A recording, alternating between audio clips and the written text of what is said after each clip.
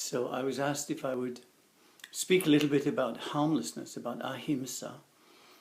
But it seems to me that not only for Ahimsa but for the whole of Dharma, when the heart is open, we don't need to say anything. And when the heart is closed, we don't hear anything. And that our struggle with life becomes intellectual and academic and always justifying our choices to behave in an unkind, unpleasant or cruel way.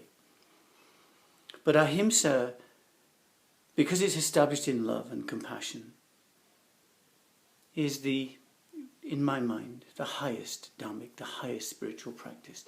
To live a life that brings no harm to other beings, beginning with ourselves, to take care of ourselves, to live in a way that nourishes us, spiritually at least, that nourishes us, that we treat ourselves from a position of love rather than selfishness or egotistic demands about what we want and what we don't want, but that we have a loving relationship with life, and then we extend that into the world, into the lives of all beings and the planet that we're part of, that when the heart is open, we don't feel ourselves to be outside and separate, always struggling to maintain this sense of control, this elusive sense of control. That we feel to be part of the universe, and that we exist in harmony with everything else in the universe, that we're not in any way superior, we're just different. You cannot say that one being that exists in the universe is superior to another. They're just different. We're all different. And we can celebrate that difference, or we can exploit it when the heart is closed. We can say that we are the highest. And it's not just that because we are human, because look at the racial differences and the gender differences that are created in the mind. But Ahimsa disregards all those things. It says, look, we're all here together. Every living being wants to feel comfortable in life. It wants not to suffer. It wants not to have pain or discomfort. It wants to celebrate its very short time on this planet. So Ahimsa is that sense of interconnectedness, of harmlessness, that we commit no harm first to ourselves and then by extension to all beings, but more than that also, that we serve, we help other beings. We take care of the planet and the universe that we're part of, not in a political way, but in a natural way from the heart. When the heart is open, you don't need to hear these words. When the heart is closed, you can't hear them. For those of you who may be listening to this short talk now who disagree with me, I mean, that's fine. I really don't mind at all that you don't accept what I say. But if you do agree, it's because your heart is already open. You're already moving along this path. Ahimsa and the whole of Dharma, the whole of the teaching of love and compassion and joy and this celebration of life is like a joke. You either get it or you don't get it. Once you try to explain it, the joke is gone. The joke works because there is a shock at the end where the mind stops and laughter takes over. There's no more trying to calculate. You're being told a story, a narrative that leads you to a point, to the edge of a cliff, where you're suddenly going to fall off. Now, if you're still holding on, then you're not going to have that thrill, that joyful release through laughter. The moment you try to explain that, then we're lost. Jokes are no longer funny once they're being explained. So Dharma is like that. You either get it or you don't get it. You hear the words in your heart or you just hear them in your head. Now, our dharmic understanding usually begins in our head. Of course it does. We have some intellectual appreciation. I remember all those years ago, almost 50 years ago, reading a very poorly written book about the teaching of the Buddha. And the first noble truth is, life is suffering. No, it's not. Life is life. There can be moments of suffering in that experience that we call life. But life itself is not suffering, is it?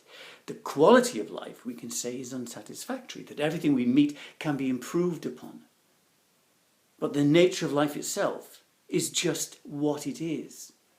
It's not good, it's not bad, it's not right, it's not wrong. It only is what it is. So we flow into that without making demands that it should make us happy, or that we should exploit or utilize the weakness of other beings. When the heart is open, we share our life. Ahimsa is beautiful. It has the quality of being beautiful. When it comes from the heart, when it comes from the head, when it becomes political, then it loses that beauty, of course. And to those people who say, well, you know, I'm an animal lover, but I still eat meat. That's almost like a koan, isn't it? Please try to understand what you're saying. I'm an animal lover, but I don't reflect on this piece of meat that I buy in the supermarket. I don't reflect on where it came from, or the torture and the cruelty of the animal that was involved in that. It is said, the Buddha said, oh, you can eat meat if you want, provided 3 simple rules are upheld. Maybe that's true. For myself, I don't really feel this, but maybe that's true. But whatever the teacher says, you are responsible for yourself. And if you eat meat, if you take meat and you eat dairy products now, you're contributing towards the suffering and happiness of fellow living beings. Ahimsa does not allow that. It's the heart that does not allow that. So ahimsa means not only harmlessness, but caring for others also. Taking care in a natural and spontaneous way. The way a parent spontaneously takes care of their children. The way that you as a pet owner spontaneously take care of this animal that has the good karma to live in your home. So ahimsa is something beautiful to bring to your life. You hear these few words, perhaps something touches you, perhaps you think this is just nonsense. You're a superior being, you're a human being. That means you're the top of the food chain. You can do anything you want because there's no consequence. That's not really how it works. And there is a consequence. Always there is a consequence.